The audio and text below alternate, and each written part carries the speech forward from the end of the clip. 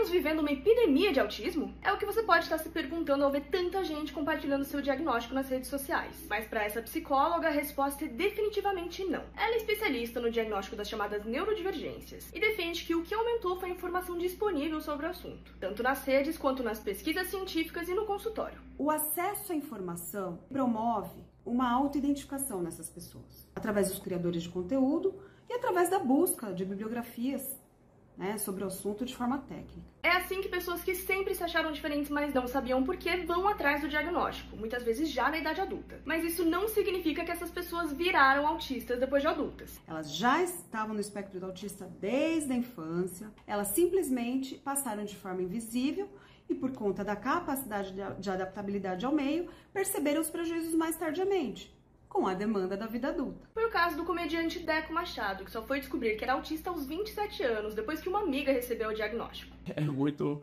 estranho a pessoa achar que agora estão dando diagnóstico na esquina, como eu já vi em alguns comentários, sendo que essas pessoas não sabem o quão caro é um diagnóstico e o acesso a ele. Desde o momento que eu suspeitei que eu era autista até o momento que eu tive meu laudo, foram 1 ano e 4 meses de busca, de testes, de acompanhamento psicológico também. Então, não é só dar o diagnóstico, sabe? Mas será que realmente vale a pena procurar o diagnóstico tão tarde? Pro Deco Machado, super valeu. Se não for diagnóstico, eu não ia entender quem eu era, eu não ia entender várias situações, várias coisas que eu achava que eram normais assim na minha vida, eu fui percebendo que na verdade só era coisa comigo. Eu sempre comia a mesma comida, eu sempre fazia as coisas no mesmo horário, na mesma ordem, então sempre tive uma organização muito restrita, assim. Sempre escuto, né, até hoje, as mesmas músicas. Se identificou? Calma! Antes de sair achando que você é autista, é importante saber que esses traços também podem estar presentes na vida de pessoas neurotípicas, aquelas consideradas normais. A diferença está na intensidade e na forma como elas afetam o seu dia a dia. Se eu não fizesse essas coisas, eu sofria muito se as coisas saíssem do meu planejamento, e por isso que eu fui diagnosticado muito cedo com ansiedade, né, com o transtorno de ansiedade generalizada, que na verdade é uma da comorbidade do meu autismo, né? Comorbidade nada mais é do que uma condição que é consequência de outra. Nesse caso, o Deco passou um tempão tratando só a ansiedade, sem nem saber do autismo, que na verdade era a fonte de toda essa ansiedade. Além das comorbidades, os autistas também podem conviver com outro transtorno, o TDAH, que também já é famoso aqui pelas redes sociais. Normalmente, de 70% a 80% ele vai ter TDAH também. Se você quiser saber mais sobre TDAH, deixa aqui nos comentários que a gente faz um vídeo só sobre ele. E antes que vocês comentem lá que o Deco não tem cara de autista, fica aqui a lição. Autismo não tem cara. Muitas vezes as pessoas vêm falando, não, mas é porque meu primo é autista, ele faz isso e você não faz, então você não é autista, e começa a invalidar autismos de outras pessoas por causa de uma vivência que é totalmente particular da pessoa. Então as pessoas, eu acho que elas precisam entender que autistas são diferentes um do outro, e também entender e respeitar, sabe, as necessidades diferentes de cada autista. Isso é bem importante as pessoas entenderem. Chicosa. Imagina qualquer gov de direita com esses números econômicos do Lula? As mesas dos telejornais gozavam em público. 23 e 38, 9 de março de 2024, DIRF 50,2k visualizações. @paulobet 3. Seguir. Se VCE está achando legal privatizar a Sabesp, como quer o governador nem aí pra matança, saiba que aqui no Rio o outro gov matador privatizou a CEDAR. O que fizeram na primeira semana? Trocaram os hidrômetros por outros mais sensíveis. Agora cobram até o ar. 10 e 3, 10 de março de 2024, DIRF 14,2k visualizações. Enero 2023. Enero 2024. Gestión Fernández. Gestión Milei. Industria. Índice de producción industrial manufacturero. Más 6,3%. X Industria. Índice de producción industrial manufacturero. Menos 2,4%. Automóviles. Índice de producción nacional. Más 45,8%. Signo de multiplicación automóviles. Índice de producción nacional. Menos 16,7%. Pymes. Índice de producción industrial. Más 1,9%. Fuente, INDEC, ADEFA y Keim. Signo de multiplicación pymes. Índice de producción industrial. Menos 30%. Vivian Bozoem. Proposta indecente. Oi, queridao, porque vosé no vem a Israel, para ver de perto, o genocidio do povo palestino. Gostaria de ir, mas estou preso a compromisos. Ese supremacia sionista. J. Camelo para o Diario Carioca.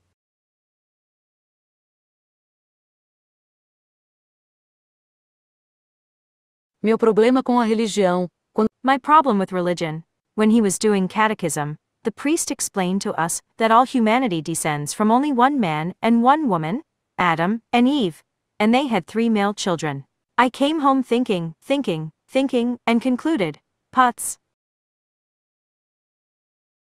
OS Bravos soldados sionistas. Por que ao invés de atacarem mulheres e crianças vocês não atacam o Hamas? Tá louco?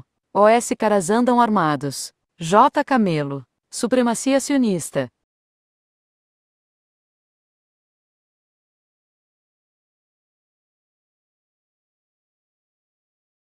Não ria, não.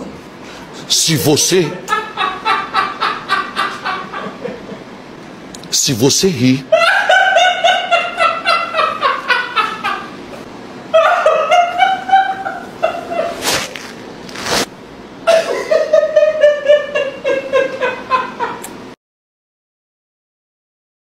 Tarcísio o involuído.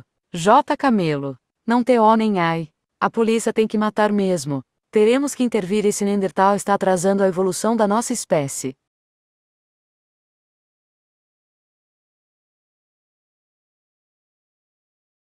Vocês já devem ter ouvido falar de Platão, por exemplo, na sua República, onde ele sonhava uma cidade ideal, que ele dizia, cuidado com a música que o governo dá às pessoas. Sabe por quê? Ele dizia, inclusive, eu conheço um estado pela música que os governantes dão ao povo. Porque música é padrão vibratório puro. E ela tem uma capacidade de te sintonizar com o padrão vibratório dela. Uma pessoa que está acostumada a ouvir músicas com vibrações muito grosseiras, muito agressivas, e diz, mas isso não tem nada a ver com a minha vida, eu sou uma pessoa de princípios, mas gosto dessa música. Esquece, em algum momento, diante de uma dificuldade da vida, a sua consciência vai correr para aquele padrão vibratório que ela tem afinidade. Cuidado com as coisas que puxam a tua consciência para vibrações mais grosseiras. Já que essa fala parece toda científica e filosófica, bora analisar junto. As vibrações sonoras são medidas pela frequência em hertz e pela amplitude em decibéis. Então, o que diabo significa dizer frequências muito grosseiras? Percebem que é aquela velha separação entre música que eleva o espírito e música que o rebaixa. Mas isso faz sentido? A música Volta à Rapariga do Vitinho Imperador está em dó menor, mesmo tom da Quinta Sinfonia de Beethoven. Ambas as composições usam, portanto, o mesmo conjunto de frequências, mas a mente vira-lata com certeza vai dizer que Beethoven é mais nobre e eleva o espírito. Mas pera aí, parceiro, quem é essa tiazinha? Rapidinho eu descobri que ela é uma filósofa que não cursou filosofia e que pertence à Nova Acrópole. Nova o quê? A Nova Acrópole é uma organização sem fins lucrativos espalhada pelo Brasil e pelo mundo que se mostra como uma escola de filosofia, mas que trabalha com ideias esotéricas. A Nova Acrópole já foi considerada pelo governo francês e pelo governo belga como uma seita. Ou seja, é uma senhora de uma seita esotérica. Olha um dos livros que ela escreveu. Caralho, parceiro, é bruxona mesmo. Brincadeiras à parte, vocês percebem que tem sempre algo de muito errado no discurso das pessoas que insistem em classificar as músicas em boas e ruins, músicas do bem e do mal. Vibrar cada vez mais diante de coisas mais sutis, mais nobres, mais celestes, mais espirituais.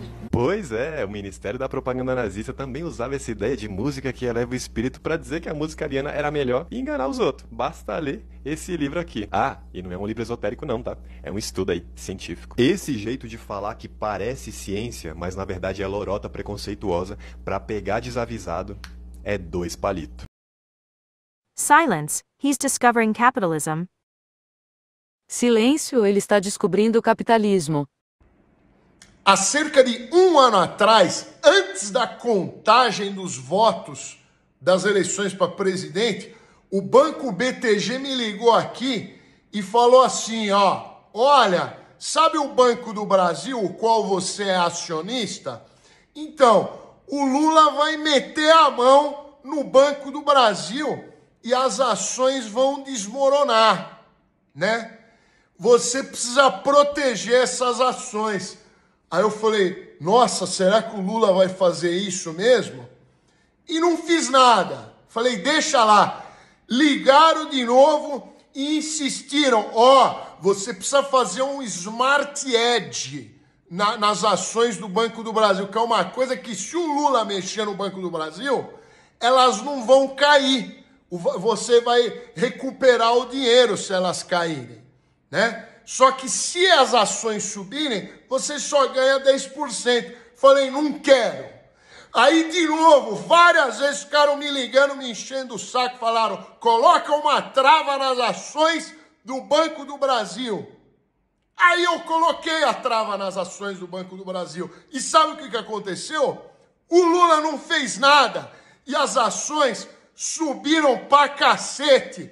Ou seja, eu perdi mais de 80 pau por causa desses vagabundos aí do Banco BTG, esse monte de estagiário que fala que entende alguma coisa de economia. Eles te ligam, é pra fazer você fazer mau negócio, é pra tirar o teu dinheiro, arrancar o teu dinheiro. Já é difícil uma ação subir. Quando ela sobe, os caras fazem de tudo para tomar o teu dinheiro. O Banco BTG tomou de mim os 80 pau. Me devolve! Me devolve esse dinheiro, porra!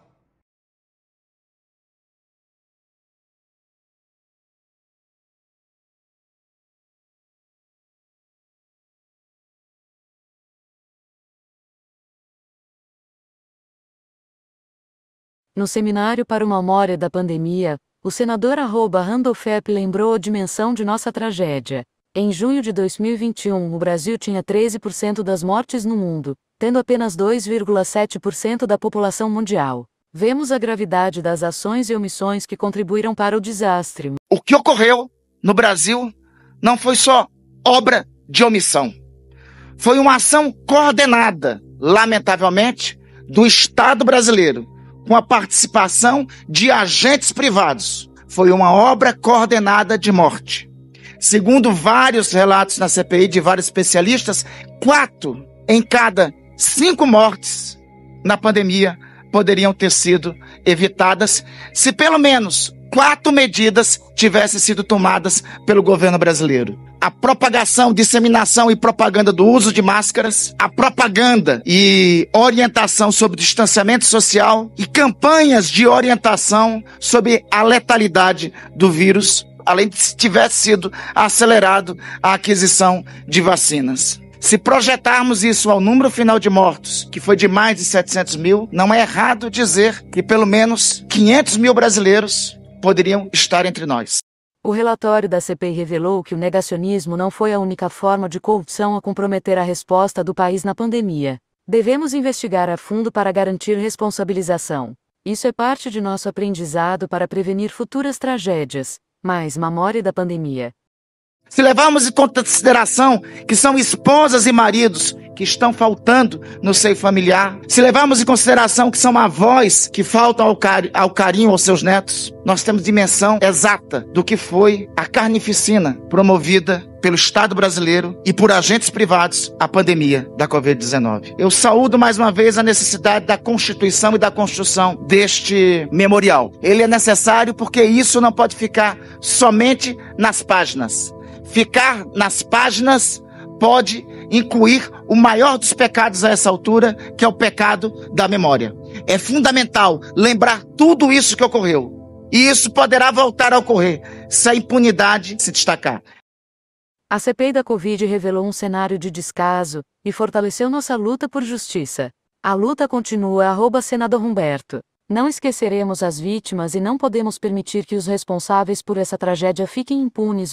Em muitos países, os governos foram efetivos em reagir à ameaça do coronavírus. Tristemente, este não foi o caso do Brasil, onde o fascismo e o negacionismo uniram-se em combinação fatal para mais de 700 mil seres humanos. As mais de 700 mil mortes de brasileiros não serão em vão. Hoje estamos aqui para prestar homenagem à memória dessas vítimas, muitas das quais perderam a vida pelas ações e omissões de um governo que se aliou ao vírus e negou a ciência, ao custo fatal de centenas de milhares de inocentes que deixaram famílias destroçadas e incontáveis órfãos. Por último, é importante dizer que a nossa luta tem que continuar, porque esses criminosos continuam à solta, divulgando mentiras.